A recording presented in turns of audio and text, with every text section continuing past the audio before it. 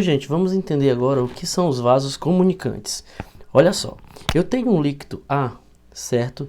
Que tem uma certa densidade e está aqui comunicado em um tubo em forma de U com outro líquido B, certo? Os dois líquidos são immiscíveis, ou seja, não se misturam.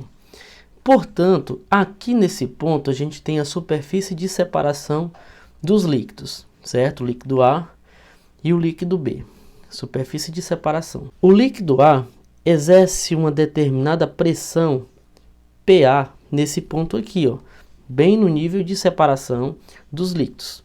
O líquido B também exerce uma pressão PB nesse ponto aqui, devido a essa coluna de líquidos sobre esse ponto que eu vou chamar de ponto B. Essa superfície é chamada superfície isobárica. Elas estão na mesma horizontal e a gente pode, por consequência do teorema de Steve, anotar que a pressão no ponto A deve ser igual à pressão no ponto B. Então a gente vai anotar isso aqui, ó. A pressão em A tem que ser igual à pressão em B.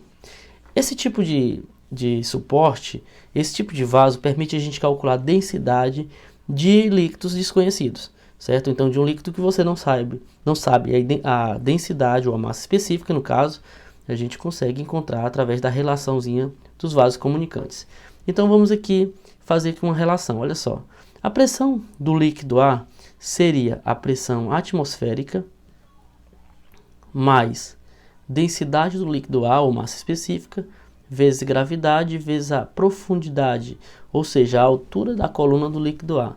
Tudo isso aqui tem que ser igual à pressão atmosférica sobre o líquido B, que no caso vai ser a mesma do A, viu, gente? Pressão atmosférica mais a densidade do líquido B, vezes a gravidade, vezes a altura da coluna do líquido B. Gente, olha só, como a pressão atmosférica é a mesma ao nível do mar, a gente pode anular. Como a gravidade também é a mesma, nesse caso, vai nos restar uma relaçãozinha muito importante aqui nos vasos comunicantes. Olha só, a densidade do líquido A, no caso a massa específica, vezes a altura da coluna do líquido A, tem que ser igual à densidade do líquido B, vezes a altura do líquido B. Então, aqui é a relaçãozinha permitida pelos vasos comunicantes para encontrar densidades diferentes.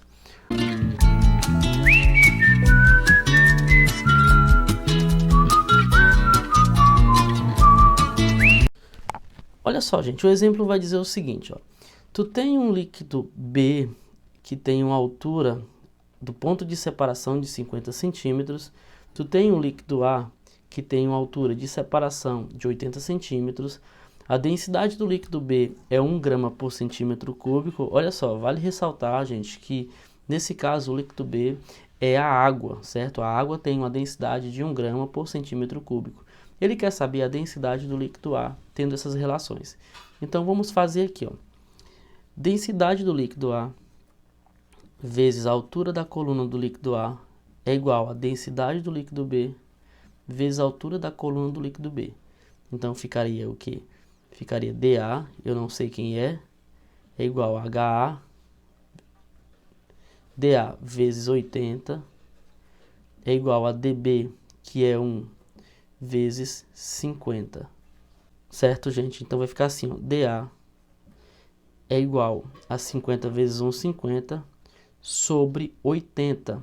Ou seja, corta o zero aqui em cima e embaixo, vai ficar 5 oitavos. Então 50 por 8, gente, vai dar aproximadamente 0,6 grama por centímetro cúbico, certo? Então 5 por 8, aproximadamente 0,6 gramas por centímetro cúbico. Valeu, gente, um abraço.